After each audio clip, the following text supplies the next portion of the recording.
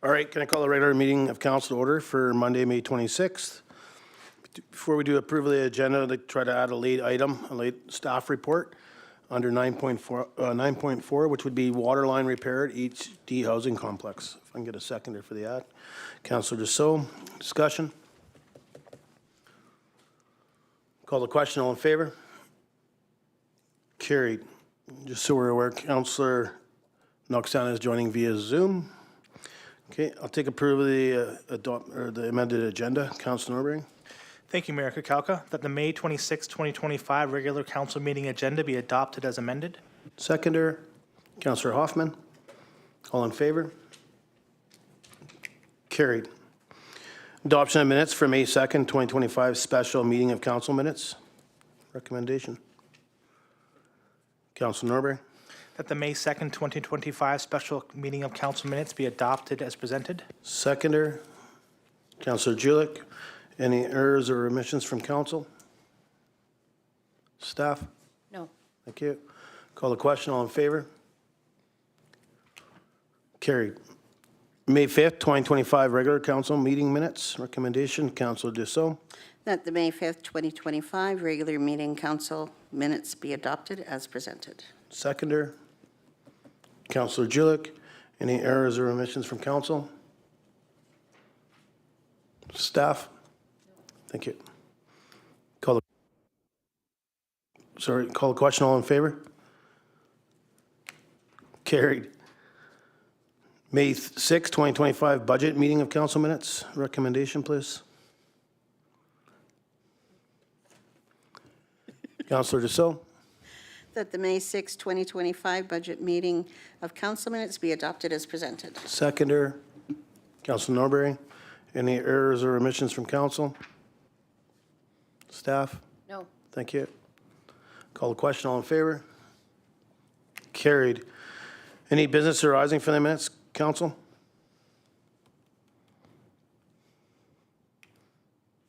Staff? No. Thank you. Delegations, Type 2 Diabetes Remission Project, Dr. Charles Helm and Dr. Claire Lenouvel in attendance to provide council with an update on the progress of the working group and to answer any questions any questions council may have, and they also request a letter of support from council to accompany their funding proposal for shared care. Dr. Helm, welcome.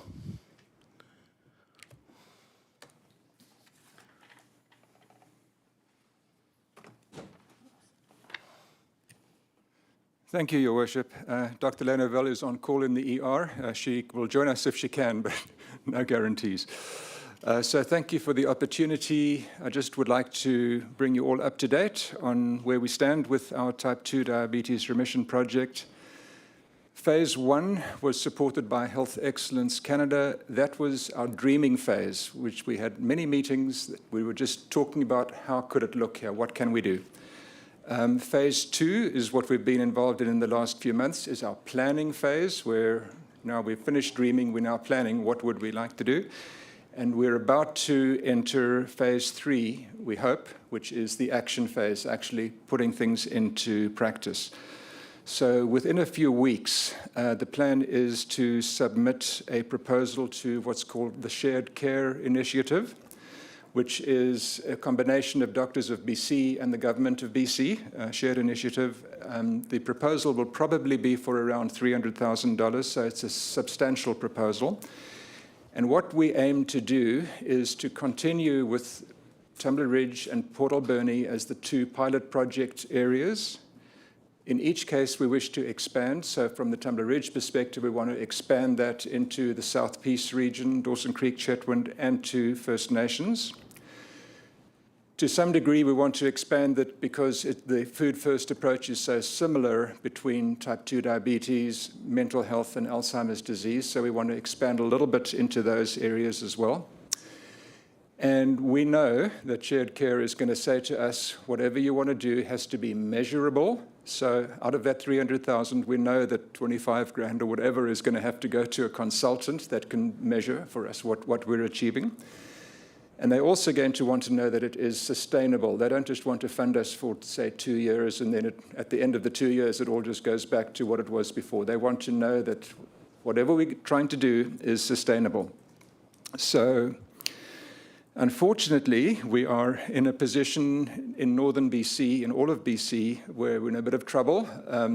Physician numbers are still down, trying to recruit, long wait lists. Diversions are increasingly common. There is a financial crisis that the government faces, understandably, and there's not much money available for projects.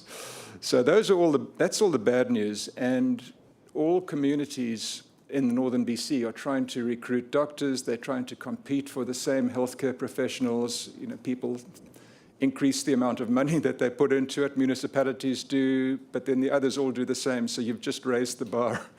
You're not really getting ahead by doing that. And so what we're trying to do is create an edge for Tumbler Ridge that will, so that people will want to come here and to the South Piece. This is basically what we're trying to do. And the things that are in our favor, which we already have, for example, we have a geopark, we have the Health in Geoparks project, which you've supported already in the past.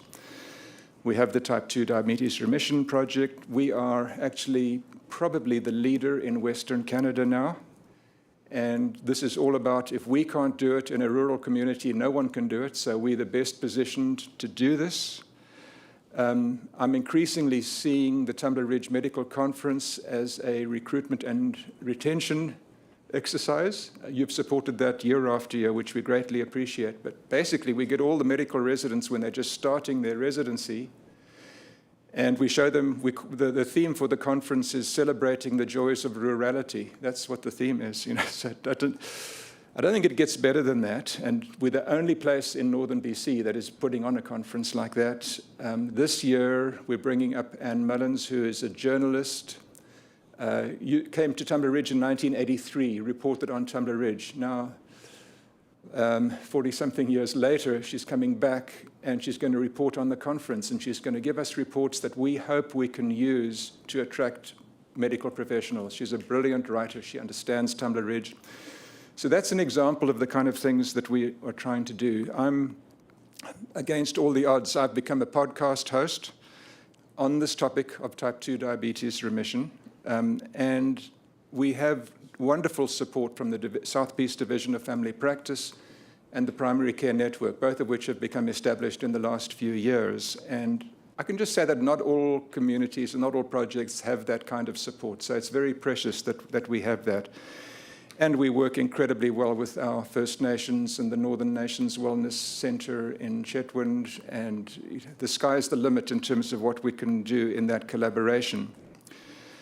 So basically, I see the Type 2 Diabetes Remission Project, there's no one that's pushing it as we are.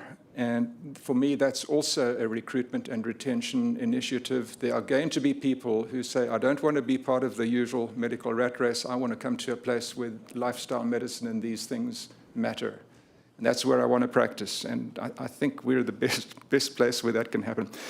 So essentially, both Port Alberni and Tumbler Ridge have got local committees. Dr. Lenouvel would have spoken on behalf of the local committee, but essentially, both committees have said the most important thing is to create a health coach or health navigator, whatever you want to call it, a liaison position, and that's what will make the difference. That person can then work with our physicians and everyone else, work with the docs, work with the nurse practitioners, the nurses. We will be posting through the division. We're posting a dietitian position for the region soon.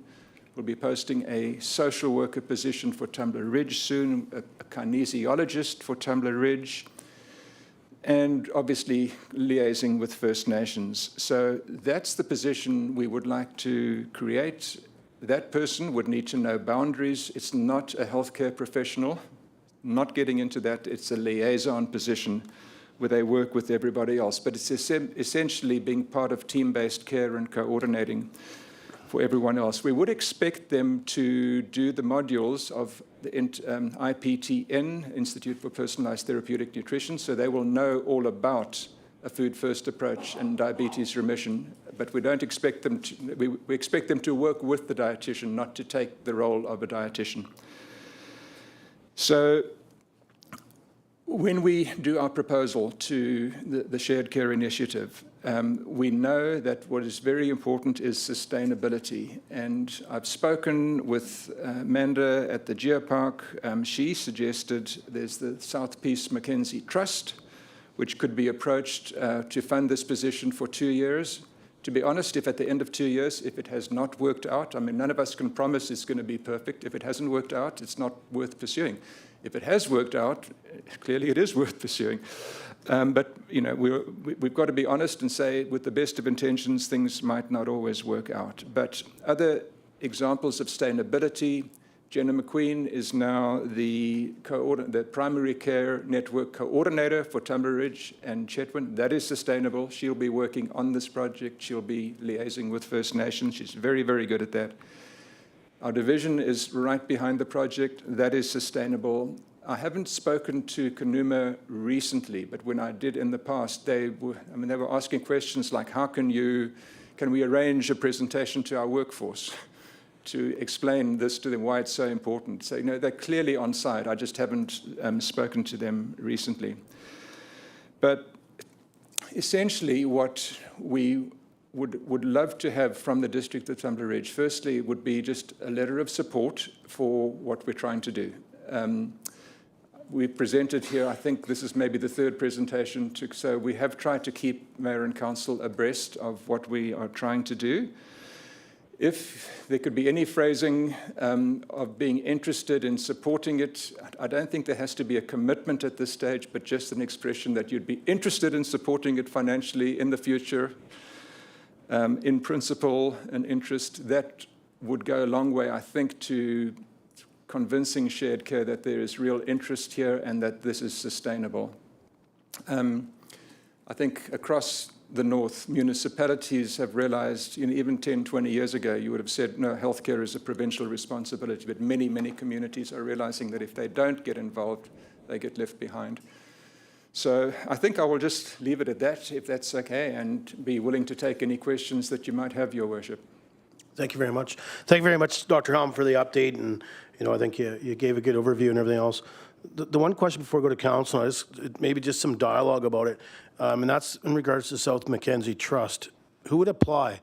And the reason I ask that, would that be something that we could ask staff about as well, partnering up with that and us applying through South Mackenzie Trust, because we can offer space, room in the community center for them to have an office space, possibly, but we also have housing. We do have an apartment that's still available.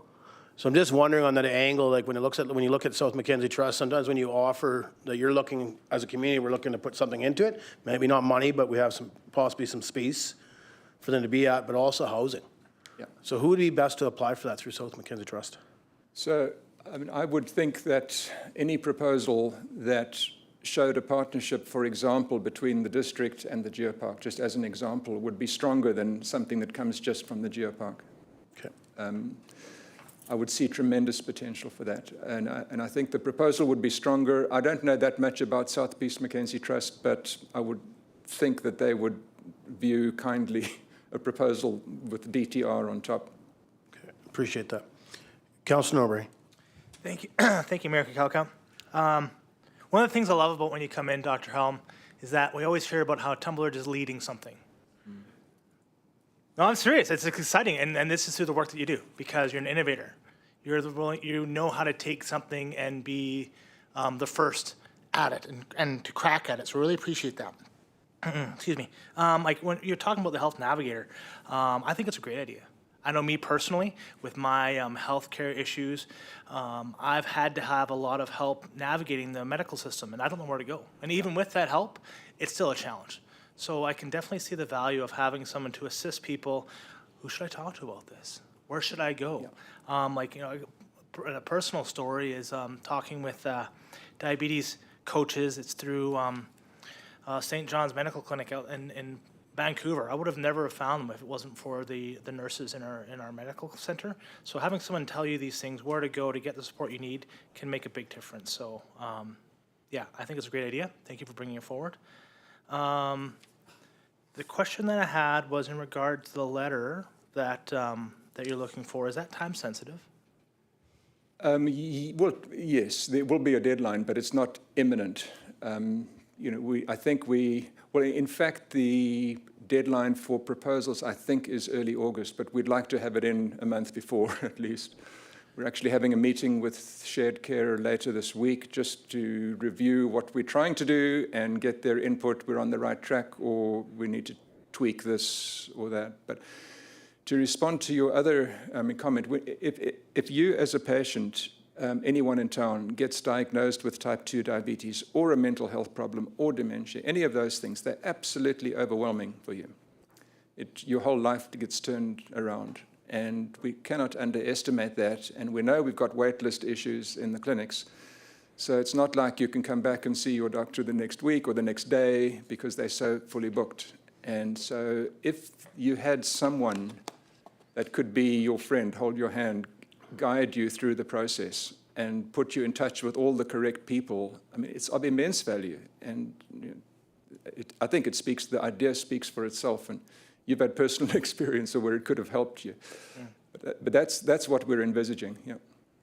And then the way I see it is it could help reduce wait times at our doctor, right? This is just somebody to help you to connect, but then you don't have to make that appointment to see your doctor to say, hey, or they don't need to follow you up, which they kind of have to do sometimes. I think I definitely see a lot of value there. Thank you. This will take some pressure off the medical system. Yeah. Councillor Gillick. Hey, I love the presentation as well, and just hearing the ideas that you guys have. And I was sitting at the meeting when they were tossing that around, the health, like the person to connect within the community. And like Councillor Nerber said, it's just bar none a good idea. And I think I really appreciate that you guys have looked outside the box at this type of program would lead people here. Like, I never think about it in those terms, but thinking just even last year, talking to the interns and stuff that came up, or the residents or the students, that, yeah, like, absolutely, when there's something that stands out about a community and being part of that kind of a commitment by the community or that kind of a commitment by the medical staff is great. So really appreciate you guys thinking outside the box and doing that. So I'm gonna cross my fingers and hope for all the success for you guys, and let me know if there's something I can do. And yeah, when you get, like you said, you get type 2 diabetes, you have more questions than answers, and then all the stuff that follows with it. So perfect to have somebody in the community you can reach out to and take some pressure off of the doctors and nurses at the clinic. So thanks, Dr. Helm. Thank you. Councillor Bertrand. Thank you, Mayor.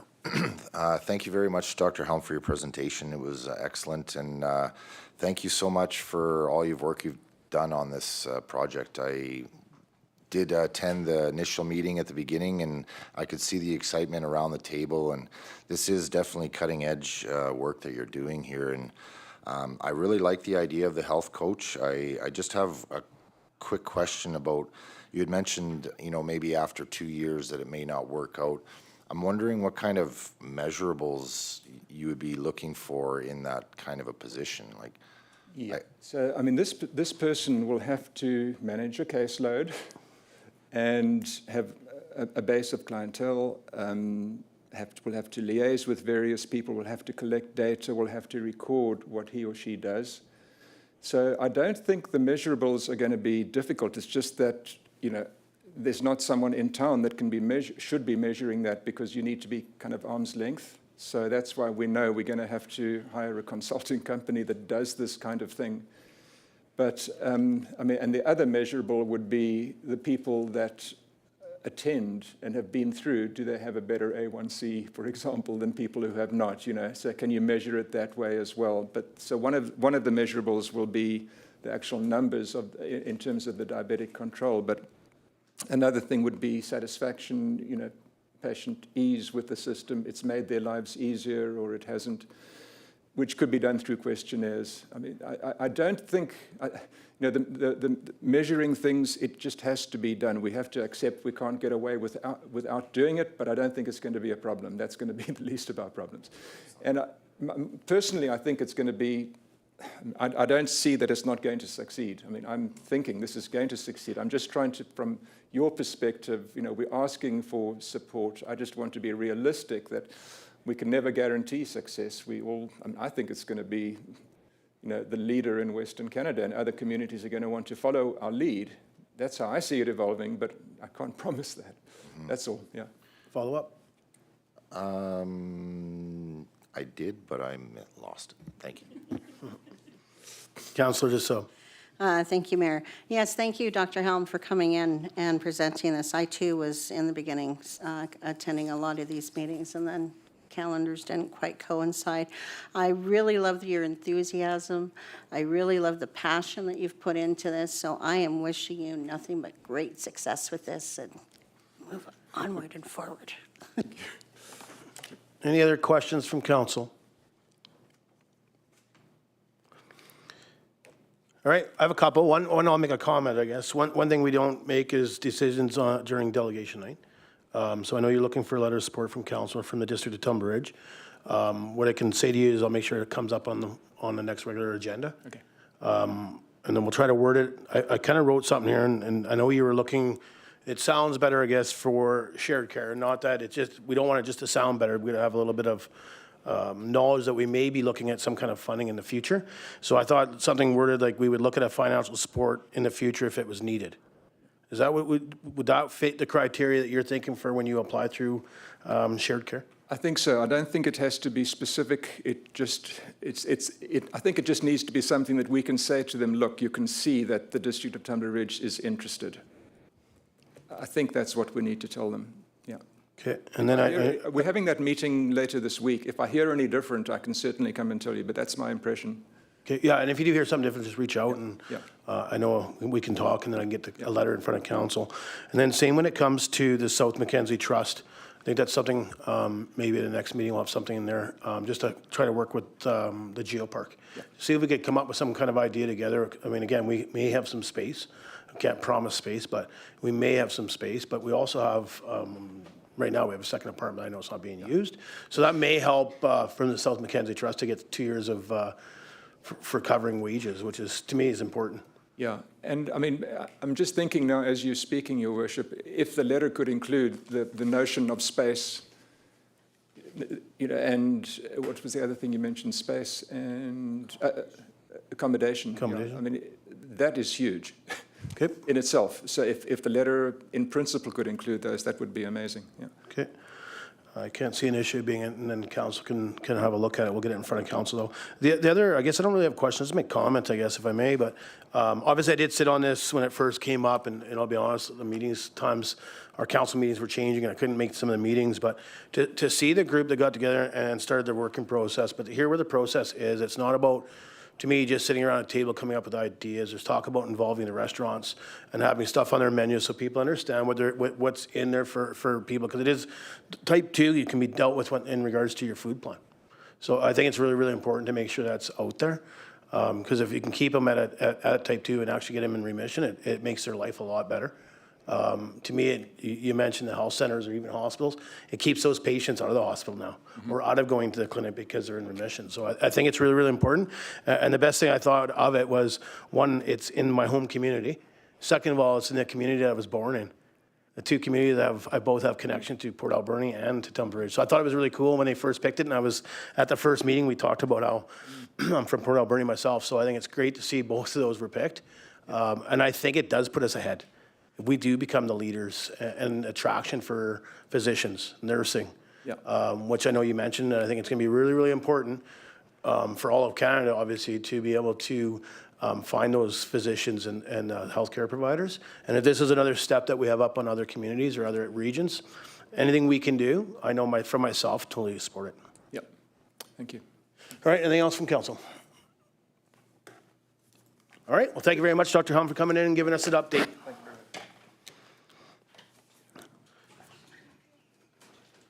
Northeast BC Accessibility Committee, Katie Stelfox, representing the District of Tumbler Ridge on the Northeast BC Accessibility Committee, in attendance to request council proclaim the National Accessibility Week at the District of Tumbler Ridge on May 25th to the 31st, 2025. Welcome.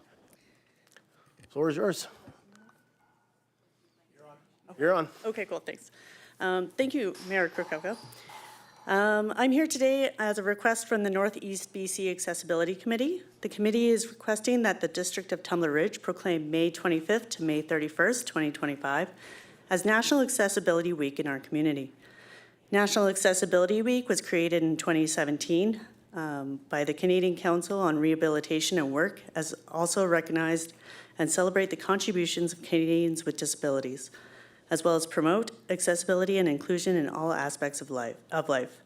There are many events organized each year to celebrate diversity, raise awareness, and work together to create a future where everyone has the opportunity to thrive. By proclaiming May 25th to May 31st, 2025 as National Accessibility Week, you are demonstrating your commitment to helping create a fully accessible and inclusive society. Thanks. Thank you. Any questions from council? Don't get off that easy. And just remember it is staff. If anybody has questions, just want to make sure we're well aware of that. All right, get off easy. Thank you very much for your presentation. Thank you. Okay, 6.1 National Accessibility Week, May 25th to 31st, 2025. Correspondence dated May 15th, 2025 from Isha, I'm not going to even try, Facilitator of the Northeast BC Accessibility Committee, requesting that the District of Tumbler Ridge proclaim May 25th to 31st, 2025 as National Accessibility Week. In addition to the letter, the committee requested a delegation to present to council as required by the TR 44 proclamation policy.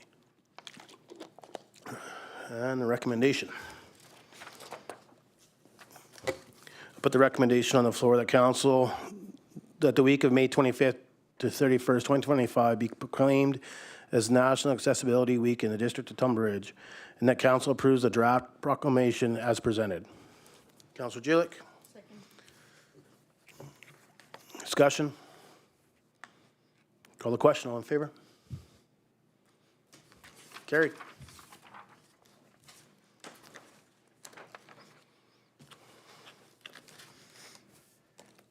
Consent agenda. Recommendation, please, Councillor Norbury.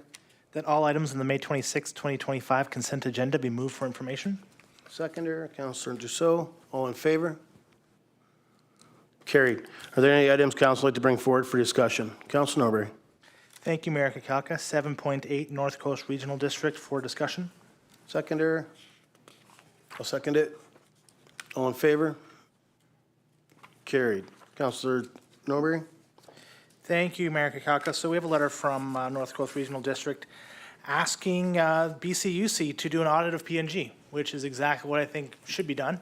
I'd like to motion that we send a letter in support. So let's make the motion. I'll motion that we send a letter in support of the North Coast Regional District asking for an audit of PNG by the BC Utilities Commission. Seconder. Councillor Dussault. Discussion. Call the question. All in favor? Carried. Any other items council like to bring forward for discussion? Councillor Bertrand. Thank you, Mayor. 7.3, please. Discussion, seconder. Councillor Norbury, all in favor? Carried. Councillor Bertrand. Thank you, Mayor. Just seeing in this letter as an update that the funding is being requested to be decreased from our original grant and aid. So I'd like to make that motion that we decrease our 2025 grant and aid request from the TRORA to $3,761, please. Seconder, Councillor Jilic. Discussion. Councillor Jilic. Yeah, I just want to congratulate Tora on their application for this grant and show my appreciation that they did go out and look for additional ways to finance some of the things they wanted to do this year. That's great. It takes on some of the burden and shifts it someplace else, so I think that's great. Thank you. Any other discussion from council? Yeah, my comment's going to be that I know that when they were in as a delegation in regards to grant aid and what grant aid was going to be used for, there were some conversations that I asked about if they had applied for any other grants, and they hadn't. And they took that and ran with it. So I think it's great that they were able to apply for grants and be successful. This just shows that, you know, if they apply for grants, doesn't mean that the DTR cannot help subsidize that other side of the grant that doesn't come in. I think it's a great thing. Okay, going to call the question. All in favor? Carried. Any other items council like to bring forward for discussion? Council Norbury. Thank you, Mayor Kakalka. 7.9, Tumbler Ridge Saddle Club for discussion. Seconder, Councilor Dussault. All in favor? Carried. Councilor Norbury. Thank you, Mayor Kakalka. So I did have a question in this one. Is this common practice that we lend out 2 porta potties to the Saddle Club? Yeah, nowhere. Ms. Scott. No, the Saddle Club will rent porta potties for special events throughout the summer. Follow up. Thank you. What would the, I'm sorry, I was putting staff on the spot, but what would the general cost of this be if we gave them this ask of 2 porta potties for the summer months? Ms. Scott. I don't have the total cost, but if we give them the porta potties we don't have the porta potties for the Emperor's Challenge, for Canada Day, for the TR Days Fall Fair. We wouldn't have those available for other events. Okay. So we have a limited amount of supply within our means. So it's not that they're looking for a weekend, they're actually looking for something to be there for the whole summer. So it sounds like the cost could be unknown if we'd have to go and purchase more for our side. Councilor Norbury? Thank you, Mayor Kakalka. So rather than make a motion to provide it, I'd like to get a little more information about what staff's needs are and if it's even feasible. So I'd like to make a motion that we ask staff to provide a report on the possibility of providing 2 porta potties for the Saddle Club for the 2025 season, with also including costs. Okay, seconder on the report, Councilor Bertrand. Discussion, Councilor Julik. I won't be in support of the motion simply because I feel like our staff I think that the CAO made it fairly clear that we would have to purchase porta potties if we were not going to, or choose to not support those other events. And that's not what the words were, but the words were if we gave them the 2 porta potties, we would not have an easy time of supporting the other events. And so to purchase, for us, in order to supply all of those things, those other events that people expect us to, my thought is we would have to go purchase some, and I wouldn't be in favor of that either. Thank you. Councilor Noxana. Thank you. I'm not in favor of the motion on the floor, but would mostly be worried about what the ongoing cost would be for the summer. If they're there, they'd have to be cleaned, emptied periodically, things like that. So costs related to that if they were to be utilized for an entire season. Yeah, thank you for that. I got myself and then Councilor Norbury. So my comments are just that we've just gone through a budget process. We've just approved a budget.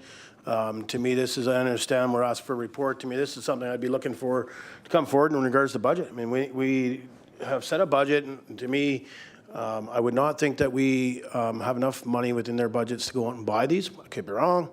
But again, it's the maintaining of them throughout the whole summer, labor costs. We asked for staff to hold a certain number, and I believe with our budget, staff had done a great job.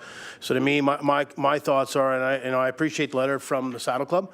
I think something like this should be moved on, and when we start our budget discussions in the fall, that we look at the purchasing, what the cost is to purchase an extra 2 or 4 of these porta potties, if it's something that they would be looking to ask for next year, and then what the cost of the maintaining of them, whether that we're looking at weekly or whatever that looks like out there. But it could be a fairly heavy price, and that's why to me, I'd more support this motion of a report to come for budget season of 2020, September or the fall of 2025. Councilor Norbury and then Councilor Bertrand. Thank you, Mayor Kakalka. The purpose of asking for this report is to kind of get that information we're talking about, of how many porta potties we have, is it feasible, the cost to empty them. Like, that was one of those things that I was kind of curious about. Like, what is the actual cost? Can we accommodate it in our workload? Because, I mean, we do have staff that are available, but again, I don't want to take away from what they're doing. And rather take the speculation away from it. Let's just put some actual numbers down. Whatever organizations and groups reach out in support, I think it's important for us to recognize that they're at capacity to workload as well. Maybe they're at capacity with their funding, and that's why they're reaching out. I just think it's from my side, I want to help out any group that reaches out. And maybe we can't give it to them, but at least we can say, look, guys, we only have 3 porta potties, and if we gave them to you, we can't do it. Or if we only have 2, it's impossible, right? But if we have 4, maybe we could do it. I think whenever they reach out, it's at least worth our diligence to do a little research. Thanks. Yeah, thank you for that. Just before I go to Councilor Bertrand, I mean, staff had already mentioned it as my concern that if we were to give these porta potties up, we would not be able to have enough porta potties for the Emperor's Challenge and the other events that have already been confirmed, I guess. Councilor Bertrand, then Councilor Hoffman. Thank you, Mayor. I'd be in support of the report because I think we're making some assumptions here going by one response. So I think the report will be clear in what our capacity is, and I can certainly see the need for these porta potties at the Saddle Club. I can understand that, but I'm very curious on the costs, and I'm also curious. I'm not 100% sure if they've applied or they did apply for a grant and aid this year. This certainly would have been a applicable application for one, I would think. Some possibly for next year, maybe. Thank you, Councilor Bertrand. Councilor Hoffman. Thank you, Mayor. I'm in favor of a report or support of this motion. I simply don't know anything about our capacity cost or anything about our porta potties, and they're going to get used multiple times a year. I think that's just part of knowing what the costs are for our events. I don't know if I really could be in support for the idea of them being out for 5 months at a time. It's not really, we're not really a rental service, but no, I think we need to know what's going on with that. I'm simply curious, and I think with enough events using these things, we should know. Thank you. Okay, Councilor Gillick. Just to Mayor or Councillor Bertrand's point, other organizations come to us and they do out their fee-for-service and they do their grant and aid. And to me, we're taking away from that process by doing these things mid-year. We're adding to staff's workload, and we're taking away from the process of the grant and aid and the fee-for-service. If every other community group in our community has to do their fee-for-service or their grant and aid by a certain date, then I think that we have to hold every community group to that thing. This isn't an emergent thing. This isn't an emergency. They knew last year that they would need these, I would guess. It didn't, I'm assuming, not just come up this year. So for me, it's not a mark against the Saddle Club. It's just us trying to get out the message that if you want these things and it's not emergent, please follow the process that we have in place, because then we talk about it at our budget conversations. It doesn't come up to find the money now. There's ordering, there's fee requests, there's so many different pieces when we start to acquire things. This would be maybe not a huge capital asset, but it would be another capital asset. So I just think that there's lots of different check boxes that we're skipping over if we go ahead with this report. Thank you. Councilor Norbury. Thank you, Mayor Kukalka. Yeah, I think, Councilor Julick's comments, the grant and aid process is there, I agree. To that, this to some organizations may not be a cost associated with it. They're looking for porta potties. Yes, we recognize that there's costs associated with it because of the cost to rent. But something like borrowing a table from a community center, there's another process that can go through that doesn't have to go through council approval, doesn't have to go to our budget. So I think we also need to recognize where some other boards are at. And this, on the surface, to most people, I think is a simple request, which is why I think a report is appropriate. So if we do recognize the cost, we can say, hey, look, this comes at $10,000, guys, or $2,000, $15,000, whatever. And we can kind of say at that point, look, this is a lot more cost associated with it than you may have recognized, and this is why council made the decision. And my thoughts, honestly, because they are coming in a little bit late, this gives us an opportunity to see, again, how many porta potties we have, how many do we need for Emperor's Challenge? Because I know there's a lot of porta potties up there, and if we do decide to go down this road of assisting the Saddle Club, which I would, I think we'd need to come up with a deal sort of saying, look, we have organizations that need these for these weekends. They came to us first, these are long running. And if any agreement is to be made, then we have to recognize that we may need to take them for a weekend. or two. Thank you. Thank you. Any other discussion?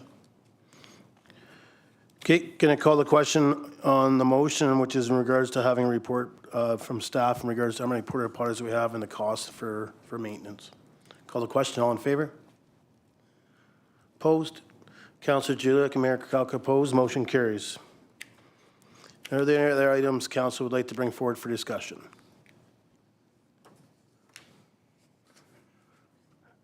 Councillor Bertrand? Thank you, Mayor. 7.6, please.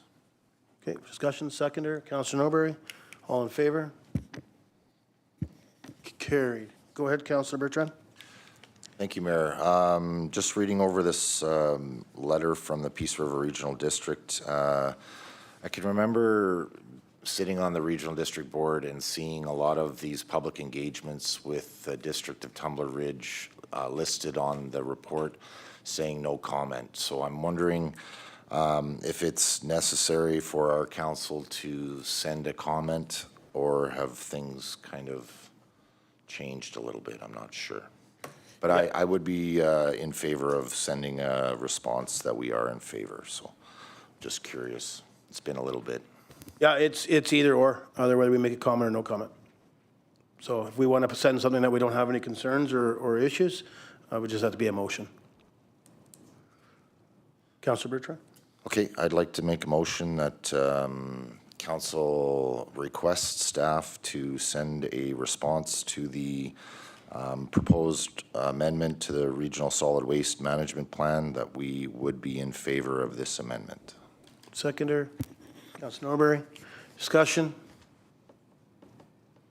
Call the question. All in favor? Carried. Are there any other items council like to bring forward for discussion? Okay. Moving on to bylaws, zoning bylaw number 747, 2025 for adoption. Report dated May 26, 2025 from the Director of Corporate Services seeking the adoption of the zoning bylaw number 747, 2025. Councillor Juliak. That council adopts the District of Tumbler Ridge zoning bylaw number 747, 2025. Seconder, Councillor Bertrand. Discussion?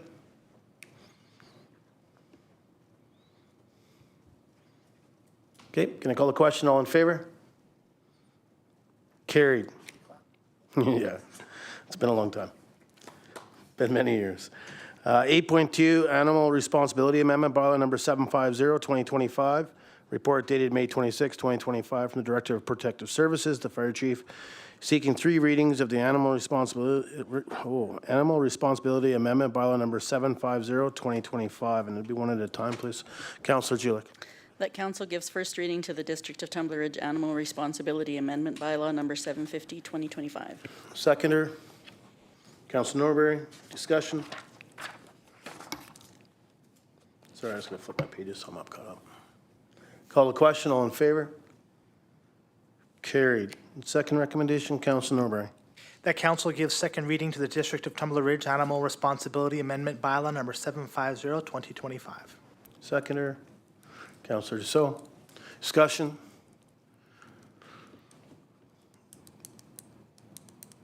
Ms. Scott, I'm just want to confirm. So I've read through this. I've seen a lot of the changes, which are in red, so it makes it very easy for council. Appreciate it. A lot easier to see the changes that are being made. I just want to confirm that as we went through this, we've seen no other changes that we need to make at this time. Does not mean that we can't make changes as we go. But I know that staff worked very hard last year on the revamp. We did find that we maybe worded things, should have worded them maybe in a different way to make sure they were more solidifying. I just want to make sure that and I'll be honest, I'm not the bylaw person, so when I read it, to me it sounds that it's a little bit more straightforward. We know where it is and we know what it is, but just from staff's side of it, Yeah, so I didn't have a lot to do with these proposed revisions to the Animal Control Responsibility Bylaw, but our Director of Protective Services was. And so since he is here, I would like to ask if he has anything that he would like to add, or anything that in the review of this bylaw, that he thinks that could benefit from amendments at this time as well. Thank you, Ms. Scott. Good evening, Mayor and Council. So in addition to the council's wishes that came out of previous meetings, we in Protective Services did go through this bylaw in greater detail in order to try and clarify a few of those ambiguous areas that have caused us issues in the past. It's just for clarity. And we've also done some, changes in formatting and making the bylaw more user-friendly altogether. So yes, in answer to your question, Your Worship, those amendments have been made as far as we can consider from now. Okay, just want to thank staff for that. Councilor Norbury? Thank you, Mayor Kakalka. I just want to thank staff for this. I really appreciate how it was outlined and the information gathered, utilizing other municipalities in comparison to the changes were made, and reading through really captured what we were talking about at our PPC and putting into action. I'm excited. Did wish we had this for our Let's Talk, but we're good. It's here. Thanks. Thank you. Okay, going to call the question on the second reading. All in favor? Carried. Third recommendation, Councillor Julik. That council gives third reading to the District of Tumbler Ridge Animal Responsibility Amendment Bylaw number 750-2025. 2025, okay. I don't know. Okay, I know, that's what I thought. Okay, 2025. Seconder, Councillor Bertrand, discussion? So if there's anything that we would like to change or like added, now's an opportunity. We can still do it before the fourth reading, but it is, or the adoption, but it's a little tougher because we'd have to come back. Okay, going to call the question. All in favor? Carried. Fire Protection Amendment Bylaw number 751, 2025. Report dated May 26, 2025 from the Director of Protective Services, Fire Chief, seeking three readings of the Fire Protection Amendment Bylaw number 751. 2025, I'm just trying to, page 5. There we go. Thank you. 2025. Recommendations one at a time. Councillor Dussault. That council gives first reading to the Fire Protection Amendment Bylaw number 751, 2025. Seconder. Councillor Julik. Discussion. Good. Call the question. All in favor? Carried. Second recommendation, Councillor Norbury. Sorry. That council gives second reading to the Fire Protection Amendment Bylaw number 751, 2025. Seconder, Councillor Bertrand. Discussion.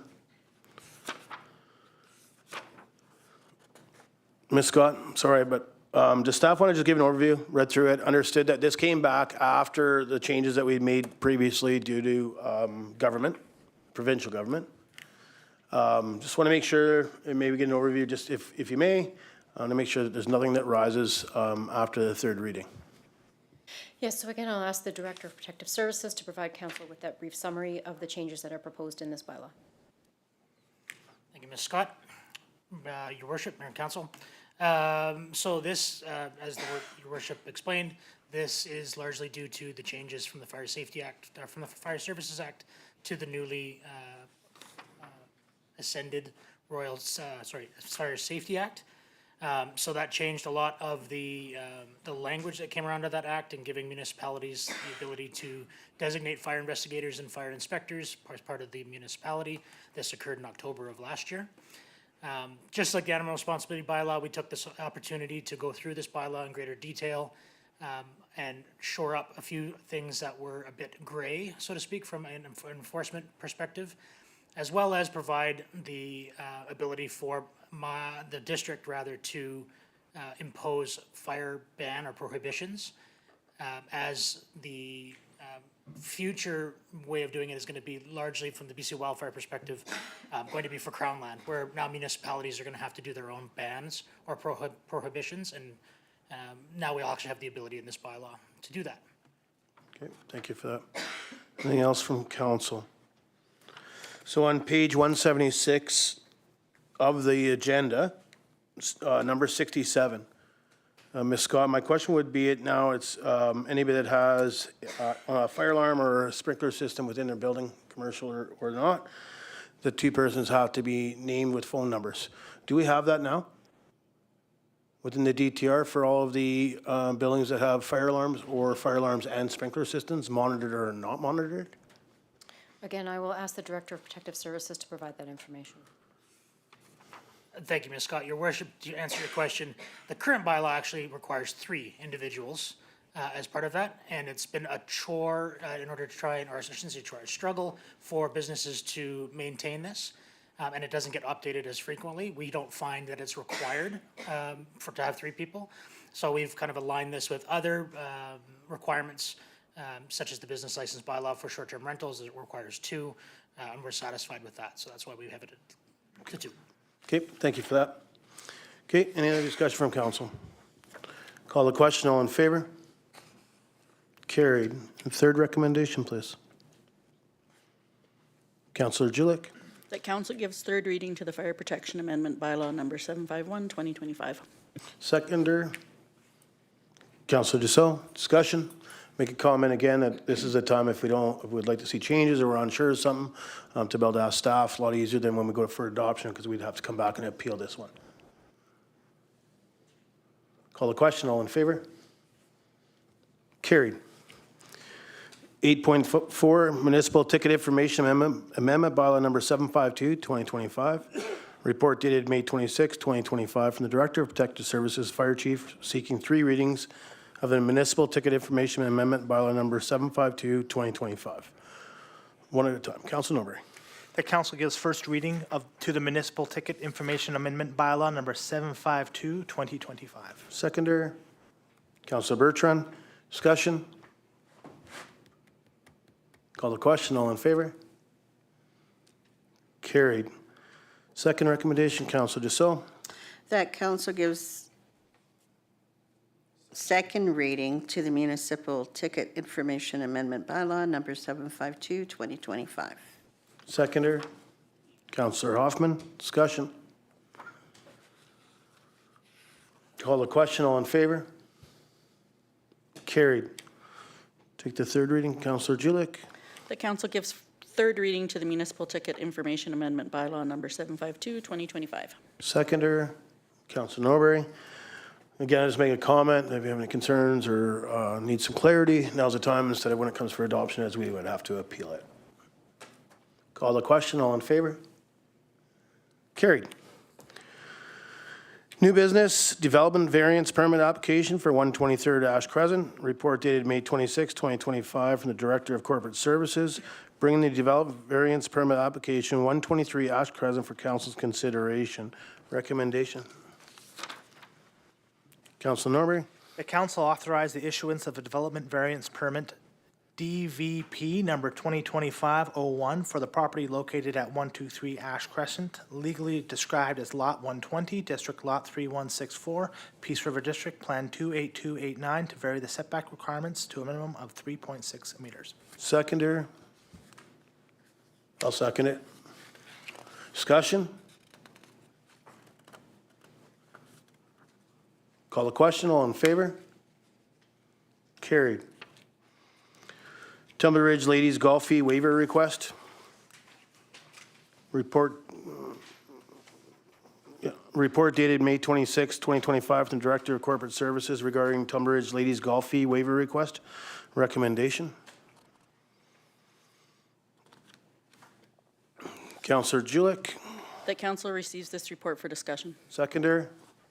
Councilor Norbury. Discussion? Anybody want to start us off? I guess my first question, it's too bad that Ladies' Night didn't come or somebody wasn't able to represent Ladies' Night here. And the reason I asked that is they're asking for a one night. When I looked up the concept of this, it looks like it's like a week-long thing. It's not a one night thing. It's a week-long International Ladies Golf Week, I believe is what it said. Do we have anything from staff side that could just state why? Obviously, this doesn't come from staff, it's coming from an organization. Is this something staff has looked at as well, Ms. Scott, through the community center or whatever that does the programming? The request came from the Tumbler Ridge Ladies Golf League,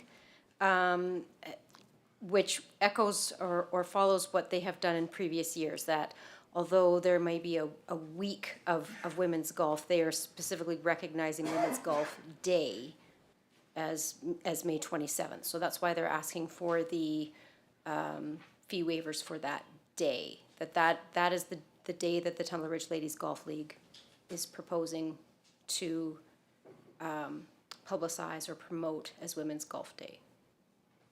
Okay, thank you. Councillor Julik. I think it's a really great event. I know that our Ladies League does a lot of really great things, and it's really popular over there. I'm going to stick with what I said earlier with the Saddle Club. I think we have to start keeping track and keeping our organizations held to the policies that have been set out. If we're not going to follow the policy, I'm not sure why we have the policies. I understand that there's one-off kind of events that we can do that for, something emergent, such as when we have organizations that you're allowed to come in and bring in an emergent motion to. This doesn't sound to me like it was something that just popped up. It was something that, and in our background, it says that our golf course related requests, our deadline is January 8th. And so I just feel like we have to start holding to our policies and procedures, because that's what the job is of those things. And if we're not going to have them, if we're not going to do it, then I think we need to rewrite the policy or throw the policy out altogether. Thank you. Councillor Noxena, then Councillor Norbury. Councillor Noxena? Yeah, sorry, I was looking for the unmute. Thank you. I'm in favor of this request. I think it's a great way for the Ladies Golf League to celebrate on Ladies Night with an event. I understand why they don't want to run it for a week. That's a lot of coordinating for a volunteer group.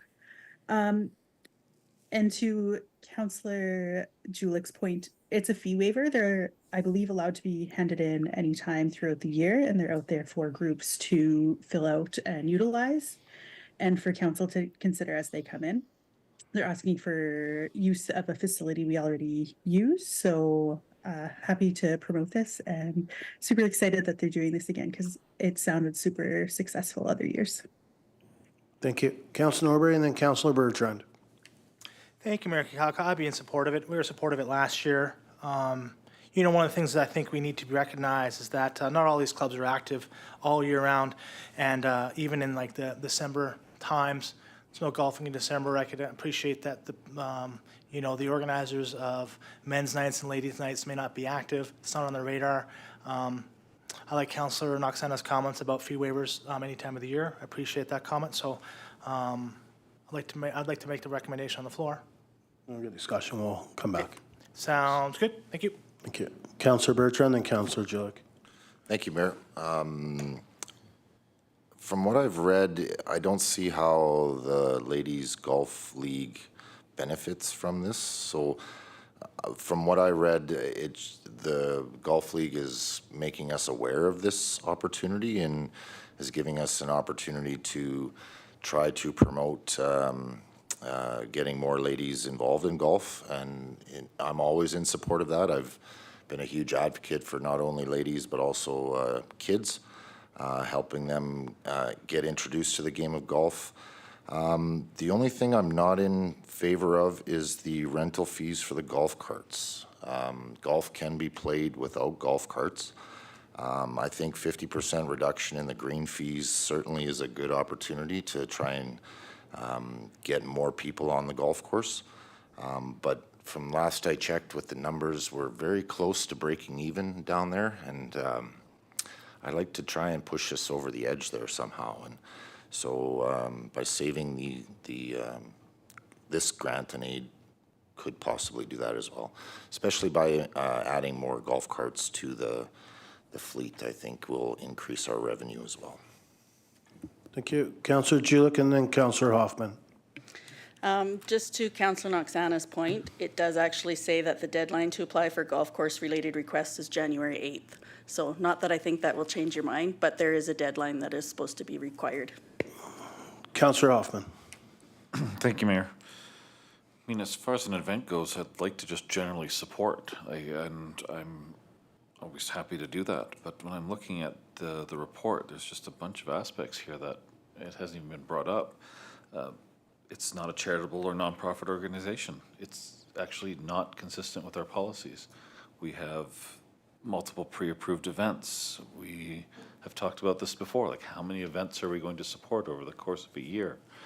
And to have one come up the day before they want to run it, don't really like that, to be honest. It's just not even a chance to really consider and think of alternatives on how to support this. It really is a, can you help us out this way or not? Like, there's no opportunity for a back and forth here. To be honest, I don't know how I'm going to vote, but these are things that I just about how this one has evolved. And I appreciate Councillor Norbury's point that they're not active all year round, but I think I would rather have an ongoing event planned annually for any group than every year running around and deciding in the last second which we're going to support and which we're not. But those are just thoughts. I don't know where I stand right now. Thank you. Thank you. I got myself, then Councilor Norbury. Yeah, I'm all about supporting, like, in regards to getting people out golfing or swimming or whatever it is. But to be honest, if we're trying to encourage more ladies or more females in general to participate in golf, so that's youth, children, ladies, seniors, to me, we would be better off to promote it on a non-ladies' night instead of it being on ladies' night. To me, it should be, we're trying to promote people that aren't golfers. We're trying to get them to come out to see the course, check it out, whack a white ball around. You know, that's to me is what I understood. When I read it on, I actually used Googled it up and started reading some of what they support and what that whole atmosphere of the week-long thing is. It's not always just about trying to lower rates, but it is just that advertising and try and get more females out to a golf course. Get them to come out and try it.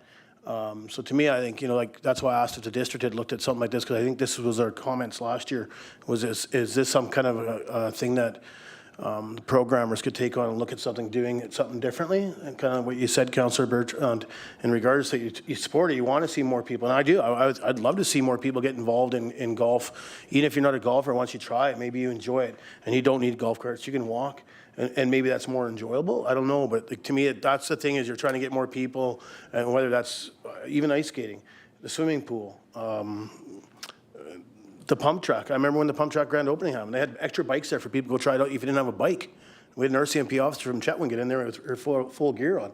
You know, like, so to me, that's what I'm more interested in doing than to try to give a discount for a well-organized golf ladies league. Councilor Norbury and then Councilor Bertrand. Thank you, Mayor Kakalka. You know, to your comments about when the best night would host it, I mean, it's tough to say. I mean, I know I'm not much of a golfer, but I'm thinking about trying to get out there again, and I definitely would need a cart, Councilor Bertrand, but you know, I do remember when I used to have to walk the course, and I've done that before. It's always a nice day out there. Yeah, so I think, like, that's a benefit, having on one of these nights, because, like, all your friends are out there doing it, right? It may not be,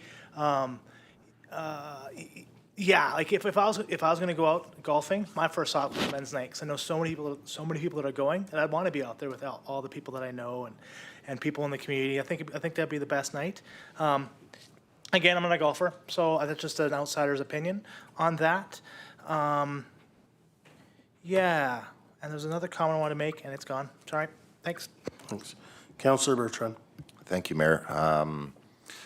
Again, I don't see how the actual Ladies League benefits from this. I think it's just a recognition of Worldwide Women's Golf Week, if it is a week.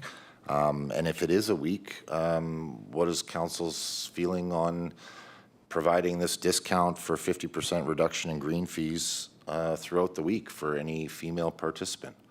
I mean, if we want to support getting more people on the golf course, why are we thinking about the one day? I thank you for your comment about maybe it shouldn't be on a ladies' evening. Maybe it should be all week. Okay. Yeah, I don't agree. I wasn't trying to say it shouldn't be on ladies' night. I'm just saying that it should be like, I mean, I like that. I'm good with a week, but we need a motion. You know, maybe whether it's 25% or 50% or whatever. Councilor Bertrand? Thank you, Mayor. I'd like to make a motion that District of Tumbler Ridge recognizes the 2025 Women's Golf Week, scheduled for May 27th to May 31st, and provide a 50% reduction in green fees for any female participant. Seconder, Councillor Hoffman. Discussion on the motion. Councillor Hoffman. Thank you, Mayor. Well, we have to make decisions when we're up here, so I made my decision. I'm going to support the motion. I think that's a reasonable response to the ask, and as we said, if we're looking to encourage people to use the facilities, I think this is a good week to do so, to do something for that. So as the motion is presented, I will be in support. I also really couldn't get my head around just going straight against policy, and the motion does not go against policy. Admin 38. So I'm good with it. Thank you very much. Thank you. I got Councillor Knoxena, then Councillor Norbury. Thank you. I am in support of the motion on the floor. I think it makes sense that we're recognizing the week for female golfers. It's predominantly a male. It's a male predominant sport typically, so changing that any way we can is a bonus in my books. And this is a way that we can sort of celebrate the week for anyone who wants to golf. If you don't want to go down for the ladies' night, which is super busy, you can just go try it out on a different day of that week. So happy to see it. Thank you. Councillor Norbury. Thank you, Mayor Kukalka. That was a bold motion. That was a big one. And I'm in support. I think it's a big show. I think you're correct, and this is a great way to support the entire week of women's golfing. And I think we need to put notice on men's night that they should be watching out for men's golf week to bring something similar forward. Thank you. Thank you. Councillor Julich. Just to clarify then, so far as budget stuff goes, because this isn't an actual outlay of cash, this won't be something that needs to be budgeted funds, so to speak. And then my follow-up question to that would be, how would we keep track of how many golf fees were at 50%? Yeah, so, I mean, I'll let staff answer the last one. The first one, there's no monetary because we're not paying the person for the other 50% to come golfing. It's just a reduction on the price, so they're going to have to track it because, I mean, obviously we'll hit the bottom line. Instead of charging full price, we're going to be short from whatever that is. But Ms. Scott? If the question is how we would keep track, that when they come in to pay and register for their 50%, that we would keep a list of who participated. Follow up? Good. Councillor Hoffman, then myself. Thank you, Mayor. I'd actually be more interested in the number of how many people were enticed to go as opposed to what our reduction was. I realize it's an extra step or question for staff. I mean, I realize with a 0-day notice that may not be possible, but I think that's what we're really talking about here is can we get people to go out and try the course that otherwise wouldn't have? Yeah, I'm not sure. I mean, I guess they could put up I don't know. Again, then are we asking staff to put a bunch of time into it? Because to me, they'd have to have something for them to fill out that they're a brand new golfer, never been golfing. I mean, we're going to have numbers on, to me, how many children golfed, how many youth females golfed, and how many adults or seniors golfed, because we're able to track that number of knowing it's 50% difference, is my understanding. But Ms. Scott, just to confirm that, like, how would you, would there be a way of tracking if it is new golfers? Yes, we can. So same. When the staff are taking the payment and everything, I mean, that could just be a question that they ask, and So we can try and get that information. yeah. Okay. My comments would be to Ms. Scott as well is how do we make this going forward? So instead of 2026 having an organization come forward that this is something we plan. There might be possibly grants out there to support this. In regards that we're trying to be have our residents more active, but we're also trying to get more people involved in the sport, or at least trying the sport out. I know staff do a great job when it comes to pickleball and all the drop-ins for basketball and all that. Is this something we can try to, whether it's another motion we need, that we have staff look at what it would take to do this year after year? Yes, if the ask is that this potentially be a program that the DTR plans, then yes, Another motion. yes. Okay, appreciate that. And the reason I say that, I mean, we're winging this off the side of our desks. So we're gonna track it anyways. If we offered it, it'd be able to be tracked even probably better because staff would be able to advertise it and the reason why we're doing it. You know, I know previously men's and ladies night got together, did a big raffle, had some money from this raffle, and actually we're paying for any, I believe, and Councillor Bertrand can correct me if I'm wrong, but I believe it was anybody under the age of 18, as long as you're accompanied with an adult, you didn't pay for your grain fees until that money was used up. Now, I'm not aware or sure if staff down there was actually explaining it, that this was paid for by ladies and men's nights. It was their money. They actually came up with a raffle, gave the money back to the, I'm not sure if it was the district, the golf course, I'm not sure how they worked it, but they were paying for our youth to golf, to get more youth involved and out there. But maybe, I mean, we can come back and have that discussion because I'll put another motion on the floor.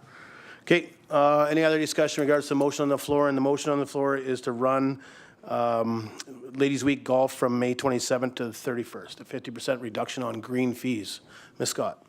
I just want to clarify that Women's Golf Week is May 27th to June 3rd. Yeah, I was going to say, I was just trying to look it up, but I didn't want to do it in front of here, so. Amendment? Councillor Bertrand. Thank you. I'd like to make an amendment to that motion for the dates of May 27th to June 3rd, 2025. Seconder on the amendment, Councillor Norbury. Discussion on the amendment? Call the question on the amendment. All in favor? Carried. Any discussion on the amended motion? Call the question. All in favor? Opposed? Councillor Dussault and Councillor Julick is opposed. Motion carries. I might bring a notice of motion instead of trying to do that tonight. Just do it as a notice of motion and give staff time to get some information. Okay? I think it's probably a better way. Ms. Scotty, notice of motion, give staff time to, because then we can wait till this is over and we'll actually know an idea of what the cost was to the municipality, Yes. right? Okay. I'll do it as a notice of motion, just to make it easier and clearer for council. Okay, moving on to 9.3, Healthcare Task Force Committee Approval, Medical Students Roadshow. Report dated May 26, 2025, from the Executive Assistant to Mayor, Council, and the CAO regarding Healthcare Task Force Committee Approval, Medical Students Roadshow. Recommendations one at a time. Councillor Norbury. Thank you, Mayor. The council support a dinner for the 2025 Medical Student Roadshow with an amount of approximately $610 to take place on Friday, May 30th, 2025 at 6 p.m. Seconder, Councillor Hoffman. Discussion? Call the question. All in favor? Carried. Second recommendation, Councillor Norbury. The council allocates funding to create community welcome packages and directs staff to contact the Tumbler Ridge Museum Foundation to arrange a tour for the healthcare professionals. Seconder, Councillor Dussault. Discussion? Call the question. All in favor? Carried. Third recommendation, Councillor Norbury. That a 48-hour all-access recreation pass be included for any medical students visiting the community as a part of the Medical Student Roadshow. Okay, before we get a seconder on that, we might want to look at including at least golf club rentals. If you're doing an all-access pass, it will come with the community center as well as the golf course, and it's under note 2 from staff.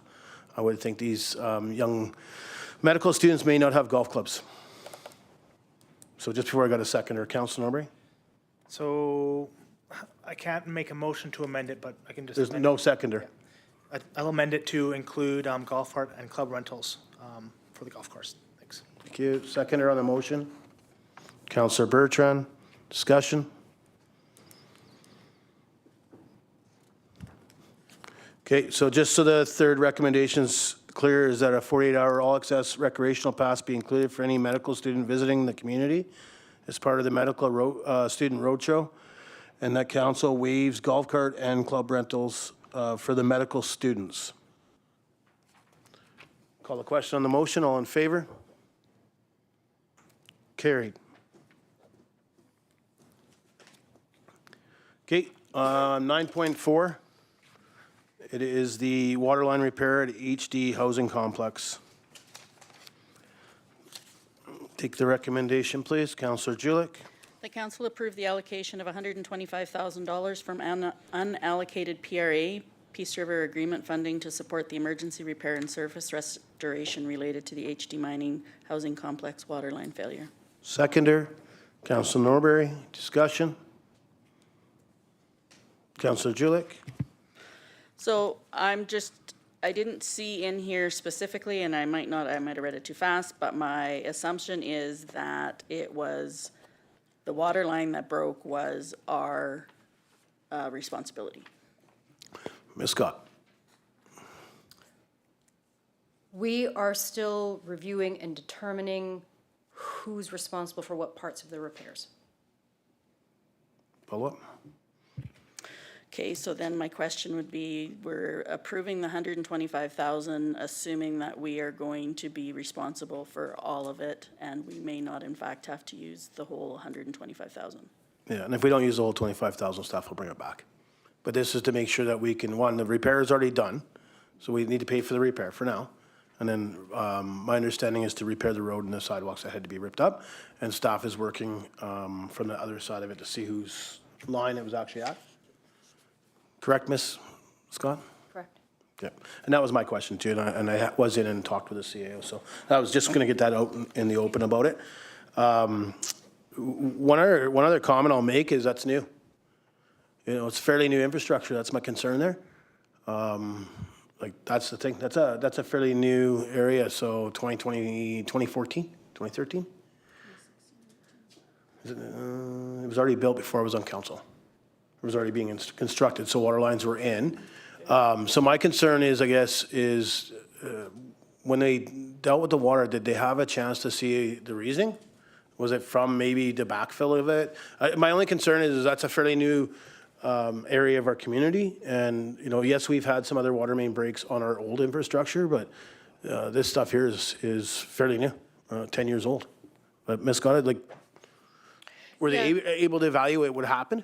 So I had quite a discussion with staff on Friday, and were able to show me some of the line that was replaced. But I will ask the Director of Operations to provide council with some of that information. Thank you, Ms. Scott, Mayor and Council. Yes, the line that was faulty was a copper line, premature failure. It could be from, you know, movement in the ground. Yeah, it looks like it started from a pinhole from a rock or perhaps, but yeah, it was premature failure for sure. Okay, thanks staff for that. Councillor Hoffman. Thank you, Mayor. Are we going to get a breakdown at some, I guess, ask staff, I have no problem approving it, but I would like to see a breakdown at some point of what was us and what was contracted out, just get a sense of the outlay. I haven't had to dig a 15-foot by 50 trench before, so I'm sure that was a lot of time and effort, but I want to get a sense what our capabilities were and how much was actually contracted out. And the other thing I'd like to say is more of a comment. I'm glad you guys took your time and did it right. A 15-foot trench scares me that people are down in that no matter how much time, especially when it's water eroding and stability. So I was just glad to read that it was deliberate and we took our time and made sure that everybody was safe in this process. Thanks. Thanks.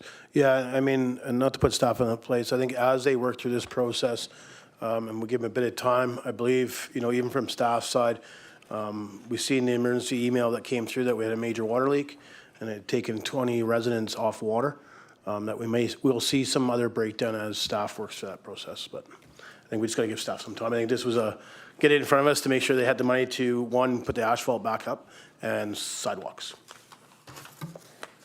Okay, anything else in regards to that? Call the question, all in favor? Carried. Any notice of motions? Okay, Councilor's business. Thanks, Councillor Norbury and Councillor Noxana for your reports. Again, just mentioned to council, in regards to your liaisons, please fill out reports so that we know what's going on. Councillor Bertrand, you will get some liaisons as I get through the process. Sorry? I'll do that later. I'll fill it out properly. Appreciate that. Mrs. Scott? I just wanted to bring back to the schedule of meetings, that's still under new business.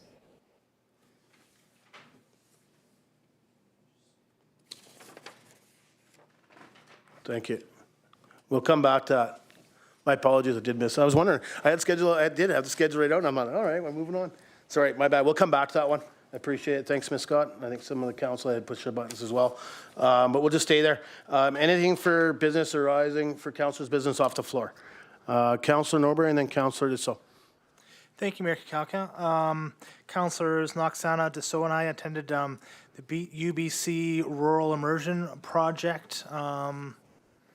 I have a hard time. I don't know what it was, but it was just like an overview of how the project's been working, and we were introduced to their resident that is operating out of Chetwynd and how they've been there for a few years and how they're going to stay. So it was a great opportunity to meet and chat with some doctors in the community and getting their perspectives on what makes them choose rural locations. And I definitely look forward to the project in the future. Council sent me to do interviews with potential residents for this program. So it'd be interesting if a couple years down the line, year down the line, to see where those interviewees came and how they come up to Tumbler Ridge. And also we got to see Mayor Courtrai in his first Indigenous dance that he was a part of. So that was a fun thing. Thanks. Thanks. Councilor Dussault. Thank you, Mayor. I attended NCGLA last week, and I took their trolley tour through Prince Rupert. It was very fascinating, a lot of history there. I recommend it to anybody who goes to Prince Rupert to take that tour. I unfortunately didn't do the harbor tour, and lots of good plenary sessions. The one that I attended and found quite interesting was AI, and how AI is going to be moving into government and how we are going to be using it. I don't know if it's still up on their website, but Port Edwards had actually used AI to create their bylaws. So if it's still up, check it out. It's very fascinating, but it's also very scary. Anything else from NCLJ? Anything else you can tell us? Oh, we also met with Northern Health there. Yeah, anything else? I'll let you fill. If you do a really good job, I'll be honest. I think you're doing great. We just got to push you along here. I won't even have to talk about NCLJ. Okay. We met with Northern Health. We had some really good discussions. I also found out who I could reach out to in regards to healthcare here in Tumbler for Better at Home. I received a name. I've got an email address, so I'm yet to reach out to them and get some more information. There were a lot of great, yeah, I don't know what else to add in there, Mayor. Oh, you're doing good. I'm just trying. No, I'm not trying to bully. I was just trying to do it.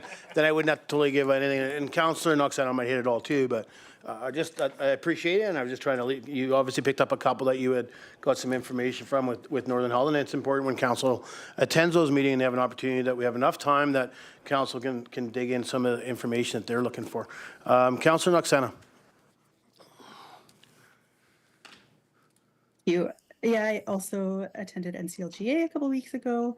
It's always really great to get out and advocate for our community and our region. So there was some great sessions, but also the business part of the meeting was good to be there for, to really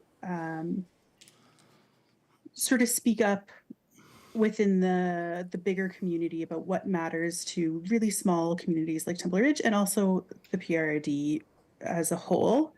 We were able to give some feedback to NCLGA as a board, specifically around the resolution portion, how we should have more time to get through more resolutions. That's kind of what we're there for. So it'll be interesting to see how they take away our comments and hopefully work with them to approach things like that better in future years, hopefully. Another big highlight was we were able to see Ridley Island, the Trigon terminal there, and hopefully we'll get some information out about our trip out there in the coming weeks.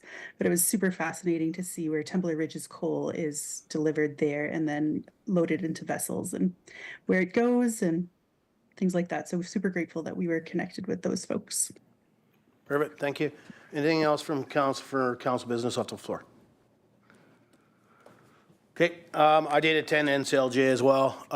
One thing I'll say is Northern Health meeting is Let's Talk. We had no Northern Health representative going to be at Northern Health or at Let's Talk. Talking with Chiro at that meeting, it ended up being fairly quick response back to the district. I believe it was the next morning that we would have 2 representatives from Northern Health at Let's Talk. The reasoning we got before is that this person was going to be on holidays and this was going to happen. I think my understanding is that, and I understand from their side too, is they're seeing an issue with these service interruptions. I don't call them diversions, call them service interruptions. And Northern Health uses that term now, including Chiro. That I think they were maybe a little concerned on how the outreach or maybe some of the feedback in regards to the tone residents in Tumbler Ridge would use at an open gathering like that. My understanding from Ms. Scott after meeting with her the next morning or the morning after, I don't remember what day we met, Northern Health was really, really impressed. One, the questions that were asked by our residents, but how they were asked as well with the respect. Totally said they'd be back. So I think that's really, really important if we can get government agencies at these Let's Talk, especially the ones that are important to us, like healthcare right now for sure, and they're able to dialogue with that. I believe in turn what that also does is with Chiro coming to our community for a meeting on the 17th, same thing, that is the only thing on our agenda that night. So usually after a meeting that night, we do a delegation, normally right to question and answer period. So prime time for the Tumbler Ridge residents to fill the chamber. Because again, we'll be going right to question and answer period after a delegation from Chiro, who is the CEO of Northern Health. So I think it's really important to have that information out there. Again, respectful dialogue, but those are the people that can get us the answers. I think both councillors had mentioned it, but again, in regards to resolutions at NCLJ, and it happens at the UBCM as well, we're there to do business, and it seems like they try to jam it in. There's been lots of chatter, lots of talk about it there, and it was mentioned at the end of the meeting that next year they're looking at adding an hour or an hour and a half extra to resolutions, which to me is important. That's what we're there for. We did have a concern with the resolution on the first day on how it was dealt with by the resolution committee and the way they mocked it. And to me, it was harmful for some people in the room. Some people took a very bad offense to how it was being mocked or joked about, and it was in regards to blood donation or that. And the only place you can do it right now is in Vancouver. And somebody mentioned Kelowna, but I circled back later. Right now, it looks like it's only Vancouver. But it was mocked by the resolution committee. So myself, and with the help of my 2 councillors and Ms. Scott, were able to draft an email there and send it to the board. Just saying how unprofessional that was when we're in business. There was an apology the next morning from the floor about it. So I think it's important that we realize that we're there to do business, especially during resolutions, and it's supposed to be respectful and make sure we're there for that reason. Councillor Noxana mentioned Ridley Island. We were all able to go, so myself, Councillor Noxana, but also Ms. Scott. I was able to set that up with working with Lisa Riswold from Canimacole. As I was leaving, I thought, geez, we're going to be there. What's the chances?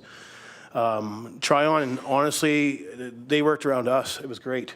They were able to pick us up, take us out there. There's things that happen that I was unaware of. I think we all, okay, not all, I shouldn't say, be careful how I say all. Some people think coal is dirty. I mean, the coal we have is not, we use it for metal, it's not for heating. But even as when it leaves our coal mine in Tumbler Ridge, can't remember what they call it, what they spray it with, but it's like a polyethylene, because there's water or moisture in the coal, it actually hardens on top. So there's no dust that comes off the train cars as it leaves here, all the way to Rupert. And if nobody knows, you get a chance to go see it. I thought they actually opened up the bottoms and dumped the coal out the bottom. They don't. 2 cars at a time fit on this track and they flip it right over. And then they wash the cars on the outside. So it's really neat to see the process. I was quite shocked. They are doing a huge expansion for Alta Gas there, adding on to a loading terminal. It's right beside the coal terminal, so it'll be out the edge of it. They can load and mix coal at the same time. They have these stackers. There's 3 stackers, and they can have one stacker actually picking up a certain coal while the other stacker is picking up a different coal to mix it in a blend while they put it on the ship, which was kind of neat. So I think it was really important to be able to do that while we're there. Council mentioned sessions. I think most of the sessions were good. There was some better ones.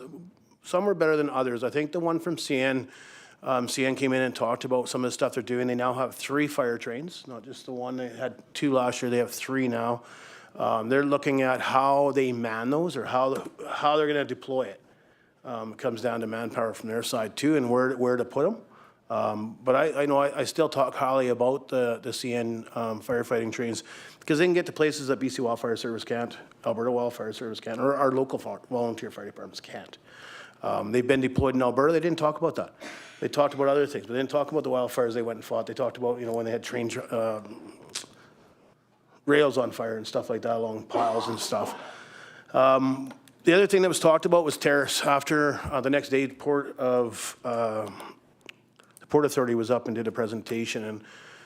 And one thing I found, and I think they're trying to advocate, which I think is great. I think that's the tool to use. But Terrace is just having some concerns there, the way the track goes through the community, and they've had to expand their community on the other side of the train tracks. So they have a hospital and the ambulance on one side and fire on another, I believe. And sometimes they get stuck and nobody can leave or go or get. So there was talk about trying to build an overpass and stuff. So they're dialoguing they're trying to get the Port Authority to help advocate on their behalf to CN. So good on them. There was a mental health one for elected officials. I attended that for a short term before I went to the meeting with Northern Health. And again, I think that one's really, really important. It was just more or less talked about with a councillor out of the mayor of Vanderhoof, and Terry, the employee for NCLGA. I think it's important, like some of the stuff they're talking about, they use some examples. They didn't say who they were, but it's kind of like a safe place for elected officials to be able to reach out to these individuals and have a conversation if you need. But to me, I think it's so important, like I said at the end before I had to leave, that if we all see the importance of mental health for elected officials, and we see it with social media and all that, I mean, to me, I'd rather be beat up than see our staff beat up on social media. That maybe this is a session they need to have and bring the right people in instead of relying on a mayor to be able to do this off the side of his desk and try to assist. I found it a little weird that we're not really pushing on it. So they're going to push on it at the UBCM.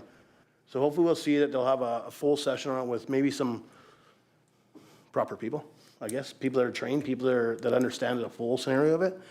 The other thing I did was a mayor's lunch that was put on by the mayor of Prince Rupert. And what they're seeing there, and I guess, they were not part of the foreign worker pilot project where we got accepted into that. They did not. They were denied their pilot project. So what they're finding right now is because with Canada and not the way, obviously now the election's over, maybe we'll see something different. But right now, they've got so much residents that are not allowed to go to work that have to sit at home until they can decide if they're going to let them work. Walmart is ran by 50% foreign workers. Safeway, 49%. Restaurants, we've seen it there that we would go to a place that wasn't open till 3 o'clock because they don't have the staff. So they're seeing that small pinch in that it's a fairly large community, 12,000 people. And even bigger when the tourism ships show up and stuff like that. But they're seeing that because they didn't get the pilot project. So at that meeting, their biggest thing was they started throwing these motions out. You'd think we'd all know better, right? You think as elected officials, at least the mayors, would know. And so of course it came up to, hey, you guys can't be putting motions on the floor. You guys, we're not, So eventually we may see some in front of all councils of the northern BC in the NCLGA area about signing a letter to try to show some support for Northwest to help with their foreign workers. So I didn't sign nothing, we didn't vote, so that was put on a hold. Chetwin was there and did a presentation in regards to a wood sculpture that was donated to the community. It was done on 1 o'clock on Tuesday, I believe it was, 2 o'clock on Tuesday.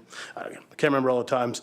Again, Prince Rupert did a great job. I do believe that going further that day, we will have to have the NCLJ board have a little bit more pulse on some of the venues they pick. So we were in a fairly tight conference facility. I thought maybe that was the only facility they had until we found out they have another one at the Arts Center that holds 500 to 800 people. This one here we were jammed in. It was a long building, but it was pretty tight. And I think they'll have to make sure that everybody has different food requirements. And I think we found that was some concerns with some people that did attend. So I think they have to have a bit of pulse. We talked about that too after the fact. So we have great representation from the north. We have Tony Zawinski's first vice, Kyle McDonald is second vice. Trying to think, the lady from Chetwynd. Julia from Chetwynd, a councillor from Chetwynd, is a director at large. And the gentleman from Mackenzie is a director at large too. Can't remember his name.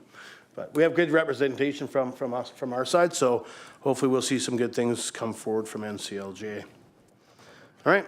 I do have a whole bunch more stuff, but I'll wait till the next meeting. But I did have a few meetings with ministry staff, with Ms. Scott, and so we'll bring some of that stuff back. But some of it was mentioned in some of the other meetings I've attended, so it's kind of been coincided. One thing I'll update council on, I think we'll have a closer date here. Hopefully it'll be sometime in June as May is ending. We're just waiting for some of the youth to get back to a conversation with Stacy from the school, the principal there.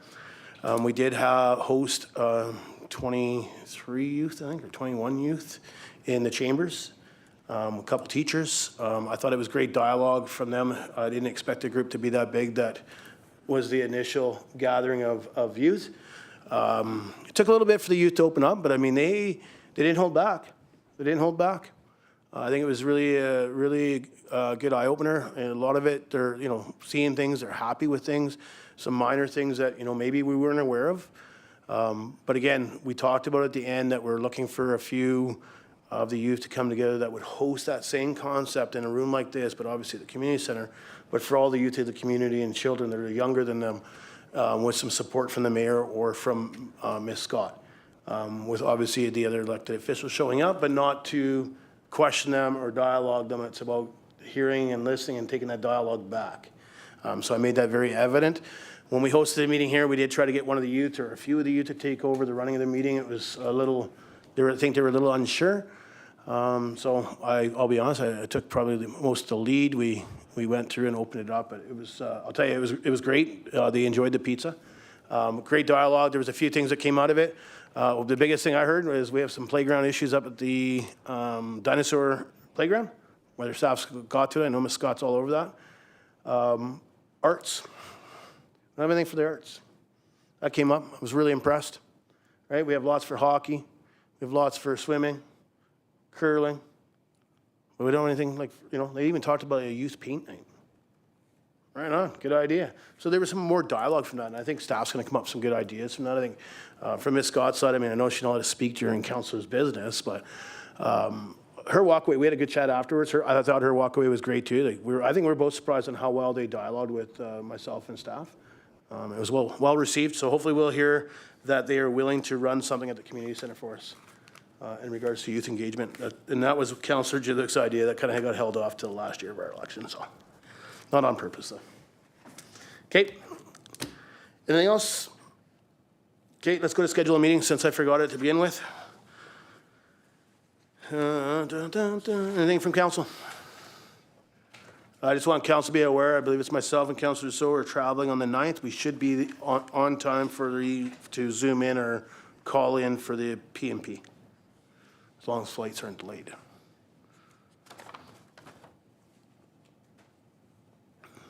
Nothing? Anything from staff? Yeah, something that's not on this calendar, just a reminder to council about that medical student roadshow that is coming this week. So there's the opportunity for council to have a meet and greet when they come to town on Thursday. We can give them that information packages, and then there is the supper Friday night. So if you want to give your numbers to Karen so she can keep track of who is going to be there and can give you that further information. Yeah. Okay, and there is a dinner that night at 6 o'clock at the golf course. Be more details to come. Not put on by the community either. It's not being paid for by the DTR. But there will be a dinner that night for anybody that wants to attend. It's definitely not, it is not being paid for by the DTR though. And it'll be at 6 o'clock at Don's Diner. Sorry? No, there is a dinner on Friday put on by the DTR. This one is not put on by the DTR, but there is one Thursday night at 6. Thursday, 29th. That'll come out too. Councillor Hoffman. Thank you, Mayor. Do we have an expected arrival time, like for the initial greeting and location? That will be some of the information that we can firm up closer to Thursday. It depends when they are done in Dawson Creek and if they have a stop and have a bite to eat before they come. somewhere around 4 o'clock, we think. Okay, anything else from council, staff? Yeah, I don't have anything else to add there. Okay. Councilor Bertrand, don't be sorry. Thank you, Mayor. I was just curious who's running the June 9th meeting. I heard talk that I may be delegated here. I'm just wanted to be prepared if I am. Yeah, I'll talk to you afterwards, but you're in the schedule, I believe it, you would have just flipped into the same as previous Councillor Clickash, so I believe you are May and June. But I'll talk to you afterwards there and confirm it with you. Okay, anything else from council? Okay, any emailed in questions, Ms. Scott? No. Thank you. Just want to make one comment too. I want to thank all of council that attended Let's Talk. I appreciate it. I apologize that I had to leave at the beginning of it. But I've heard great things from the community, but also from staff and Northern Health and how well the meeting was handled. So I appreciate it. But I do apologize that I had to leave it in the middle of it. So thank you for taking control of that. Okay, take a resolution to closed. Councilor Norbury? That the May 26, 2025 regular council meeting be closed to the public according to sections 91J and 92B of the Community Charter to permit discussions about 91J. Question and answer period? I did that. Do you have a question, Councillor Oksana? I asked for emailed in questions already. Okay, I missed that then. Sorry. Continue. Thank you. 91J, information that is prohibited or information that if it were presented in a document would be prohibited from disclosure under Section 21 of the Freedom of Information and Protection of Privacy Act. And 92B, the consideration of information received and held in confidence relating to negotiations between the municipality and provincial government or a federal government or both, or between a provincial government or the federal government or both and a third party. Seconder, Councilor Dussault, all in favor? Carried. 5-minute recess.